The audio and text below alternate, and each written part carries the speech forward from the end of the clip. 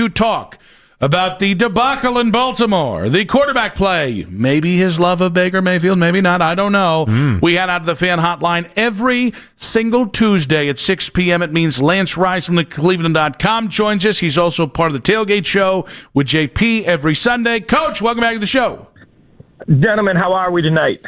Well, we're doing pretty well here. I just feel bad because the first question's going to have to be about an outright ass-whooping on Sunday, but I push on because I'm a brave man. I'll ask you, you've watched the tape. Was it as bad as it felt on Sunday? I'm going to say no, and here's why. I've been a part of some ass whoopings in my life, both giving them and receiving them as a coach. And sometimes when you physically get dominated, you know it, right? They do whatever they want. That wasn't the case. Mistakes killed them, right? So if you think about the first 10 points that the Ravens scored, they scored on a 24-yard drive and then another 24-yard drive.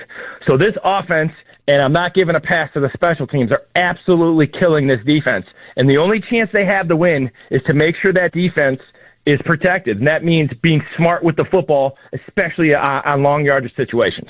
All right, Coach. So what did you, when you looked at the film, what did you hate the most? I would say what I hate the most is the tackle play on offense. That's what I hate the most. Not only are they not playing well, they're fundamentally not right. Their feet aren't right. They're not stepping right. They're not blocking the right guys on the second level. A lot of mistakes. And then the positive was those interior guys, those veterans played a lot better. Even though it didn't show, they played a lot better movement on their double teams. But without question, I know the drops by the receivers and things like that, but that tackle play means for a long year if those guys don't play better. So, obviously, with Cornelius Lucas, he's a backup. So it's hard for me to hammer Cornelius Lucas too much. He's meant to be your swing tackle. With DeWand, I actually might have more patience with him than anyone because he's going from right to left tackle. How long of a leash do you think the Browns can have with a guy if the tackle play is as bad as you say it is? Well, I don't think, first of all, I'm really not a big proponent of, he moved to left tackle because he's a basketball player and all that footwork, he has all that footwork. For him, it's the idea of being a little bit more physical in the run game, making sure he gets out of his stance in pass blocking. And so for me, I'm not giving him that pass because he's just not fundamentally sound with anything he's doing. And if you look at some of the down blocks and getting to the second level, he's not stepping with the right foot, a correct foot, that is. And I think that'll come, but I think it's just more attention to detail at practice and things like that. But I don't know who else they have because the guy, like Lucas, I don't know if he's taking a step back, but I broke his film down with the Commanders. He's not doing anything he did with the Commanders. He was a very solid tackle. I thought that was a really solid pickup for the Browns, and he has not done that in the first two games. Now, I do think, DeWand will get better. But I think they have to be more physical and they have to be more sound in who they're blocking. The first thing that I got to do is who am I blocking, and then go from there. And they're missing a lot of free runners right now. All right, Coach, we'll get to some of your wins and what you had to do as far as predictions for this game. But, sometimes this is what I'm teaching you along the way is you just got to own some of the misses. And you missed pretty big over the 3-hour stretch and calling this one a close game. And that's okay. That happens. You're like Evel Knievel. You just get paid for the attempt, Coach. It's okay. But how surprised were you as you're watching this film that it did go this way when you were expecting it to be tight? Well, here's the thing. I will say this. You definitely got to own it. That's for sure. I have no problem doing that. You own it, and then it makes it easier to move on, right? But the thing that stretch with the interception and then the fumble return for a touchdown and even in the beginning with the almost punt return and then just like the little things like Bond not fielding the ball and losing those yards, like all those things, it snowballed really quick. And in my notes, I remember watching the game, and as I'm taking notes, with 5 minutes to go in the third quarter, it's 20-10. And then it just snowballed. And the thing that's disappointing is that their inability to be resilient when things go bad. And that's where they've been now for a number of years. And I don't think they're laying down, but they're not real resilient. And that's the problem for me is that when things go bad, they seem to fold a little bit. And that's the next step for them moving forward. Because if you're 20-10 with 5 minutes to go and you've played Lamar Jackson and Derrick Henry like that, you should be in that ball game, and that's the offense fault, and that's the special teams fault. So it's interesting. I was having a conversation earlier where, John Fanta listed, well, the quarterback play is not good. You're not running the ball well enough. The O-line's not good. Your receivers aren't getting open. And when you look at it, it is really very hard to find any level of this offense that is where it needs to be. What do you think are the most fixable things to get this offense scoring more than 16.5 points per game? Well, it's got to be players over plays. That's what they got to say. They got to get away from scheme, and they don't have enough talent to be spreading the ball around. It's got to be Njoku, it's got to be Junkins, it's got to be Fannin, and a little bit of everybody else. But for me, if you go back to 23, when they're checking it down to Njoku, and he's getting all those runs after catch, and you see Fannin in the first couple of games, those are their best chances. Those are their best matchups against linebackers and against safeties. But it all starts with the run game, because if they get the run game going out of that 12 personnel, the defense will have 3 linebackers in the game, and then they can for sure have winnable matchups.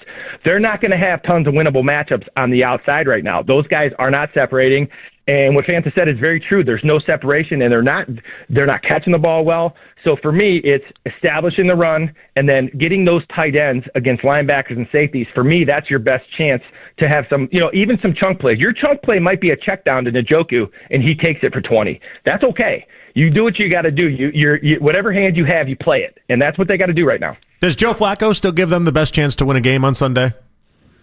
I say absolutely, and the reason why is because obviously it has nothing to do with. I'm a huge believer in that locker room needs to know the best guy is playing, and if he's the best guy right now, he needs to play. Now, if those guys I don't know if they can. But if they feel those guys are equal to Joe and he keeps turning the ball over, and JP, we talked about that, like how bad can he be in the game and then you can't play? Well, that's very true, and that's the realistic thing, is because the only real position on a football field that makes a difference if you're really, really struggling is the quarterback.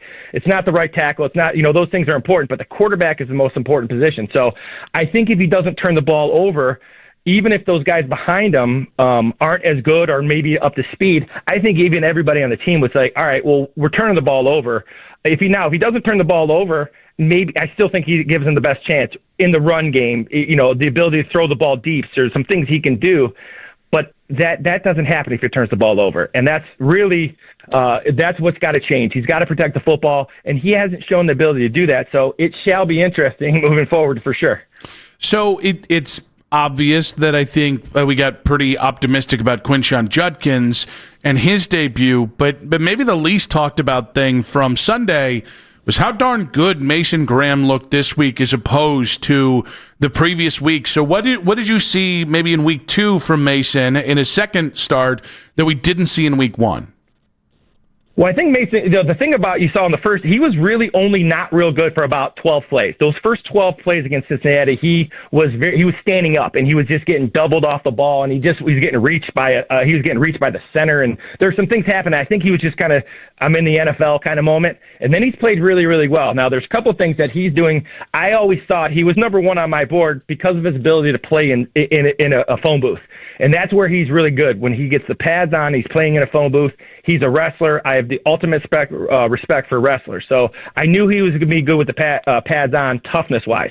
But his ability to bend and his athleticism at 300 pounds is really even more impressive than I thought, because at Michigan, he played along the line of scrimmage. He didn't really get to penetrate as much because they're more of a two-gap scheme with Winkle out of Michigan. So I'm very impressed with his ability to bend. I'm very impressed with his ability to recognize the schemes he's seeing in front of him. He played very, very well. He may never be a guy who stuffs the stat sheet, but he's a guy that every offensive coordinator is going to have to prepare for.